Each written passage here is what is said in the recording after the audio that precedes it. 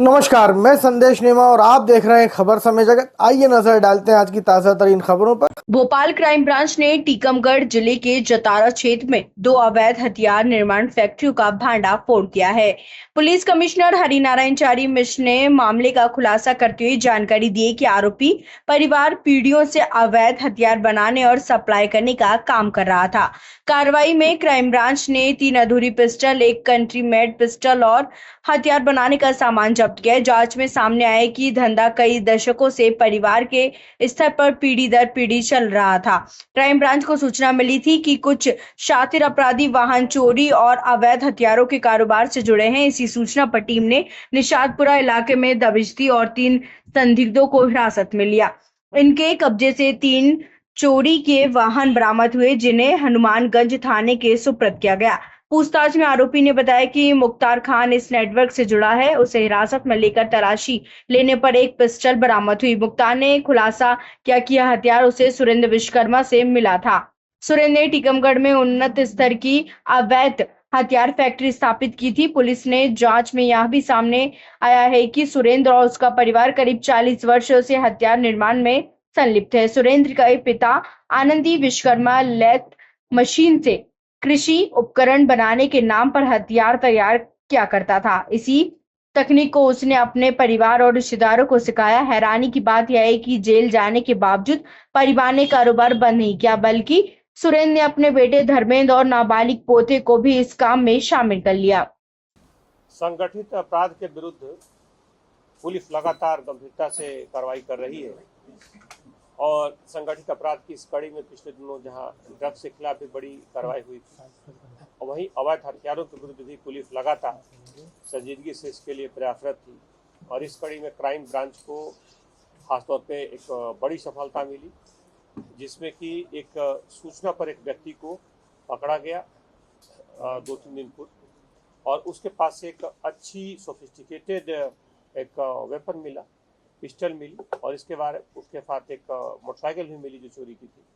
Police ने जब उससे डिटेल्स में बात की, उससे रिमांड को लेकर और जानकारियां निकाली, तो पता चला कि वो एक जगह से, टीकमगढ़ क्षेत्र में एक जगह से वो पूरी पिस्टल वहां से लाता है और अपराधियों को देता है। इस मुद्दे पर पूरी एक टीम भेजी गई। उसने वहां पर जब पूरे अनुसंधान के बाद उस पूरे गैंग को पकड़ा, तो वहां पर एक कृषि उपकरणों का एक छोटा सा औद्योगिक कुटीर उद्योग की किस्म का एक विकसित एक क्षेत्र दिखा, जिसे पुलिस ने जब तस्दीक की तो एक्चुअली वो कुटीर उद्योग और खासतौर पर कृषि उपकरणों की आड़ में हथियारों को बनाने की फैक्ट्री थी, जिसमें खासतौर पर पिस्टल बनते थे।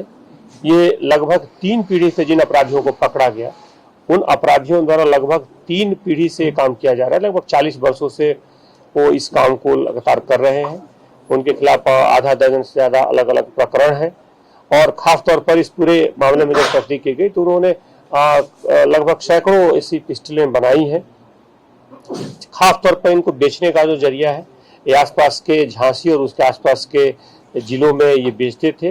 इनका एक अंतर्राज्यीय नेटवर्क है, जिसमें इन पिस्टलों को एक परिष्कृत किस्म के पिस्टल्स हैं जिनको अपराधियों तक पहुंचाते थे। खासतौर पे सीमावर्ती इलाकों का फायदा उठाते हुए सीमावर्ती इलाके का ये दूसरे सीमा पार के जो दूसरे खासतौर पे राज्य के दूसरे तरफ जो कुछ अपराधी थे, और इसमें झांसी के कुछ ऐसे लोगों का नाम आया है जिनसे इनका संपर्क था।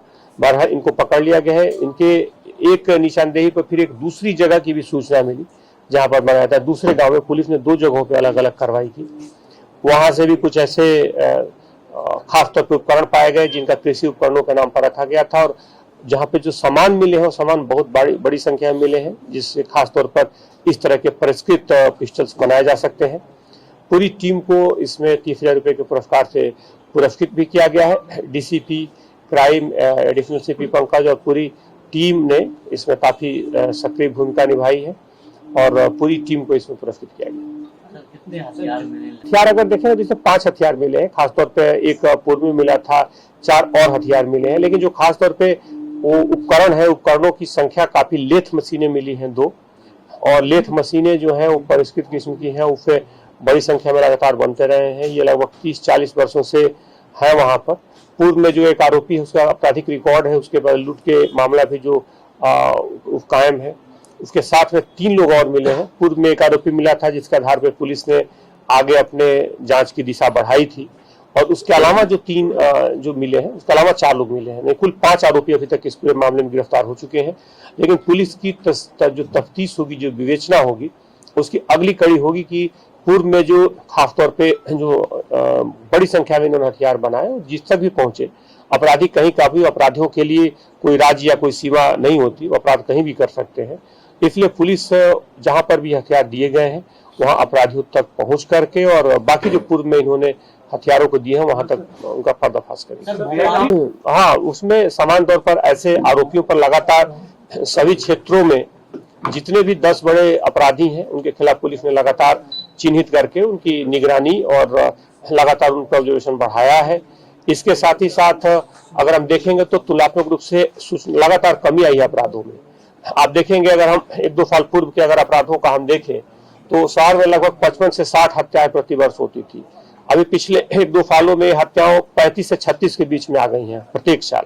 यानी कि प्रत्येक वर्ष इसी तरह जो हत्या के प्रयास जैसे मामलों में भी 40% के आसपास गिरावट आई थी। तो धीरे धीरे अपराधों में गिरावट आई है, ऑर्गेनाइज क्राइम में कमी आई है। और इसका एक बड़ा कारण है, सीधा कारण है कि अगर कोई सूचना मिलती है, अगर कोई आइसबर्ग का टिप दिखता है तो पुलिस उस पूरे आइसबर्ग तक पहुंचने की कोशिश करती है। सर, लगातार हम देखते हैं कि बनाने के लिए सरकार से भी सब्सिडी ली जाती है, वित्तीय सहायता भी सरकार प्रदान करती है, तो क्या इस प्रकार का कोई लिंक मिला है? चूंकि लेथ मशीन पूर्व में लगी है, लेथ मशीन अभी की नहीं है। पिछले लगभग अभी जो ली गई है 8-10 सालों से है, उसके पूर्व में भी कुछ मशीनें लगी होंगी।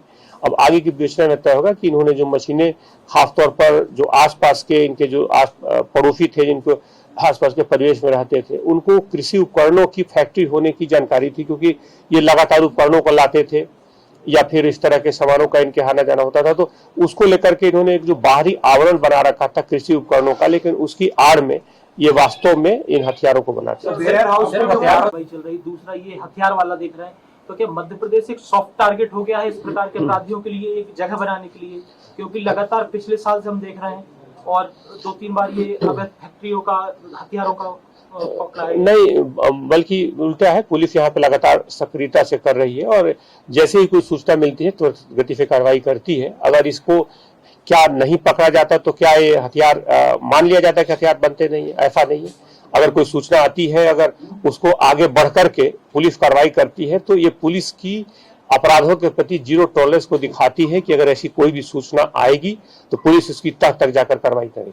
सर, रेप, हत्या, लूटपाट जैसे जो ऐसी और रोचक खबरों के लिए जुड़े रहिए खबर समय जगत के साथ। नमस्कार।